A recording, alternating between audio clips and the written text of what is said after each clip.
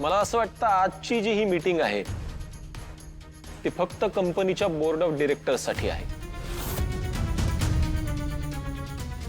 जे board of directors मध्ये नाहीयेत त्यांनी या मीटिंगला बसणं आणि त्यांना बसू देणं ही खूप मोठी चूक ठरली.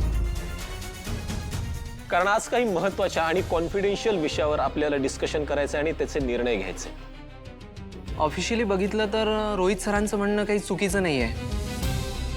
ऋषी इनामदार यांचे बोर्ड ऑफ डिरेक्टर्स मधले सगळे अधिकार नयनतारा मॅडम यांनी काढून घेतले.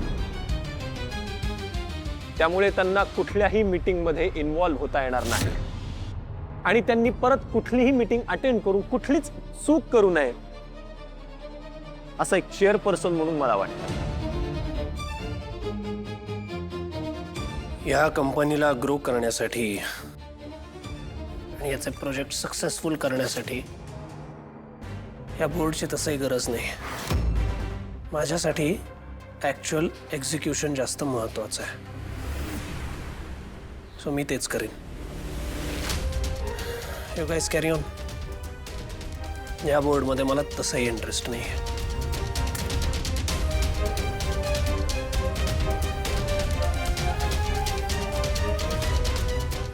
ऋषी, त्या गावठी मुलीसाठी माझ्याशी भांडलास ना? आता बघ, कंपनीतल्या प्रत्येक पावलावर प्रत्येक निर्णयात मी तुला असंच बाजूला करत राहीन. तुला प्रत्येक ठिकाणी ब्लॉक करत राहीन. डॉक्टर, आज दुपारी एक अगदी वेगळीच गोष्ट घडली हो यांच्याबाबत. हे ना काहीतरी आम्हाला जोरजोरात सांगण्याचा प्रयत्न करत होते आणि एवढी हाताची हालचाल करत होते ना, काहीतरी दाखवायचा प्रयत्न करत होते. आणि तेव्हा त्यांच्या चेहऱ्यावर पण एक असं वेगळंच तेज दिसत होतं ना राजन. खरंच म्हणजे डॉक्टर, आजपर्यंत त्यांनी एवढी हालचाल कधीच केली नव्हती हो. अरे वा, ही तर फारच चांगली गोष्ट आहे. त्यांच्या तब्येतीत सुधारणा होते आणि तेही अपेक्षेपेक्षा चांगल्या गतीने होते. Very good. जर अशीच प्रगती सुरू राहिली तर पुढच्या 7-8 महिन्यात ते चालायलाही सुरुवात करू शकतील आणि कदाचित थोडं थोडकं बोलायलाही सुरुवात करतील. डॉक्टर, खरंच असं घडलं ना तर त्यापेक्षा आनंदाची दुसरी कुठलीच गोष्ट नसेल आमच्यासाठी. बाबांचा आवाज ऐकून किती वर्ष झाली. कधी एकदा बाबा बोलायला लागतात याच्यासाठी उत्सुक आहे मी. बापरे बापरे, हा म्हातारा जर उठून चालायला लागला, बोलायलाही लागला तर हा माझी सगळी पोलखोल करेल. सगळ्यांना सांगून टाकेल की मीच याला मारायचा प्रयत्न केला होता. आता तुझं असणं माझ्यासाठी धोका तयार करणार आहे आणि मी असा स्वतःला धोका देणार नाही.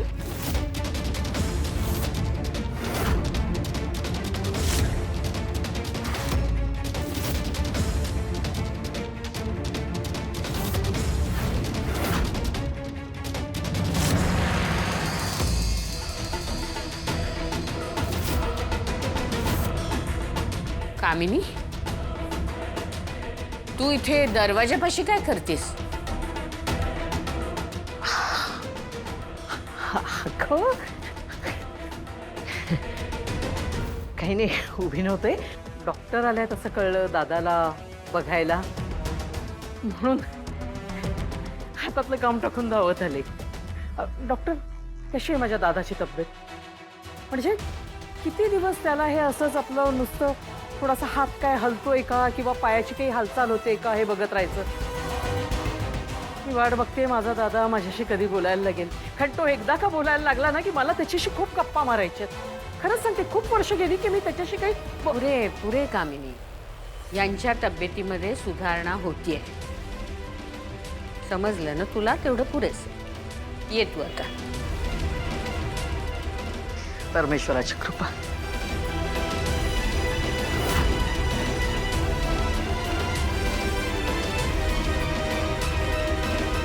पण राजन, आज दुपारी नेमकं काय झालं असेल?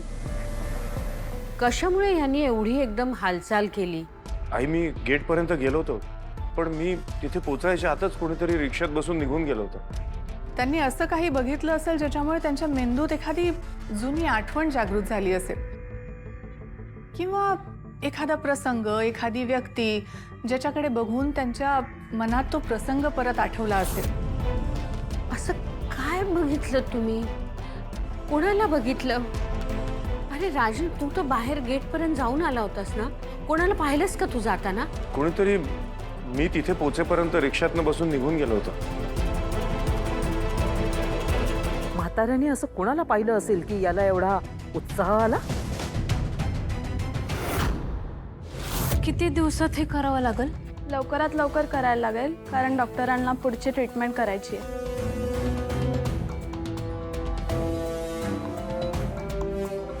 कमळे, काय झालं? विचारून आलीस का? केव्हा जायचं काकीची टेस्ट करायला? निंगे लवकरात लवकरच सांगितल्या. 30,000 रुपये खर्च येणार आहे ग. काय? 30,000? अगं, एवढं पैसा आणायचं कुठनं? माझं डोसकंच झालं ना झालंय. लवकरात लवकर उपचार केले पाहिजेत आईवर, नाहीतर दिवसेंदिवस बघतेस ना हो, अजूनच तिची तब्येत खराब होत चालली आहे. कमळे, मी काय म्हणतो, आपण ऋषी सरासनी नाहीतर राजन काकासनी सांगितलं तर? नाही निंगे, पैशासाठी नाही मला कुणासमोर हात पसरायचा आता. कमळे, अगं मग काय करणार आहेस?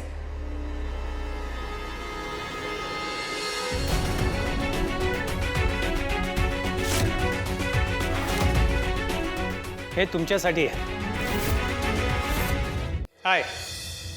I mister Pawar. तुम्ही कमळी मोहिते बरोबर ना? होय. यंदा मुंबई विद्यापीठात तुम्ही फर्स्ट आलात, करेक्ट? हां. तुम्ही आमच्या कोचिंग इन्स्टिट्यूशनबद्दल ऐकलं असेलच. महाराष्ट्रातलीच नाही तर पूर्ण देशभरातली टॉप मोस्ट कोचिंग इन्स्टिट्यूशन आहे आमची. मी तुम्हाला आमच्या क्लासमध्ये या वर्षीचं ॲडमिशन देण्यासाठी आलो आहे. सॉरी, खरं मला कुठल्या क्लासमध्ये ॲडमिशन नाही घ्यायचं. हो, no no no no no तुम्हाला बहुतेक अंदाज नाही आहे. आमच्याकडे सहजासहजी ॲडमिशन मिळत नाही. 6-6 महिन्याची वेटिंग लिस्ट असते. विद्यार्थी आमच्या क्लासमध्ये शिकण्यासाठी आतुर असतात. 100% निकाल असतो आमचा. मेरिटमध्ये येणारे विद्यार्थी हे आमचं वैशिष्ट्य आहे. आणि म्हणूनच मी स्वतः तुमच्याकडे आलो आहे. होय, खरं ह्या वर्षी विद्यापीठातनं पहिला मी आलोय. तुमच्या क्लासमधलं कोणी नव्हतं. सर, हे मी अभिमानानं सांगू शकतोय, कारण मला माझ्या क्षमतेवर, माझ्या अभ्यासावरती पूर्ण विश्वास आहे. त्यामुळं मला नाही क्लासमध्ये ॲडमिशन घ्यायचं. हरकत नाही, तुम्ही कुठेही शिका. हां, पण ॲडमिशन आमच्याकडे घ्या, त्याचे तुम्हाला पैसेही मिळतील. तुम्ही ॲडमिशन घेतलं तर तुम्हाला 50,000 रुपये मिळतील. 50,000? हो, 50,000. अहो, हे भारी आहे. म्हणजे तुम्ही माझ्या नावावरती जाहिरात करणार आणि त्याचं तुम्ही मला पैसे देणार. सर, हे बघा, माझं शिक्षण माझं स्वप्न आहे आणि त्याचा असा बाजार होताना मी नाही बघू शकत. तुम्ही का क्लास चालू केलाय हे मला माहित नाही. खरं विद्यार्थी क्लास का लावतात? कारण त्यांचा सराव व्हावा. कॉलेज शाळेमध्ये काय कळलं नसेल तर परत एकदा शिक्षकांना विचारता येतंय, नीट अभ्यास परत होतोय, ह्यासाठी लावतात ना. आणि मग जर सगळेच हुशार विद्यार्थी क्लासमध्ये येणार असतील तर मग क्लासचा काय उपयोग आहे? आणि ज्याला सगळं येतंय, ज्याचा अभ्यास बी चांगला आहे, त्यानं काय यायचं तुमच्या क्लासमध्ये? मग हे बघा, तुम्हाला वाईट वाटलं असेल तर सॉरी, पण मला तुमच्या क्लासमध्ये इंटरेस्ट नाही. तुम्ही या. कमळे, अगं त्याचं पैसे मिळणार होतं तुला. मला नकोय तसं पैसा. अगं मग काय आणि कसं करणार आहेस तू? तू आईला घेऊन पुढे जा. मला आता माहित आहे मला काय करायचं इथे.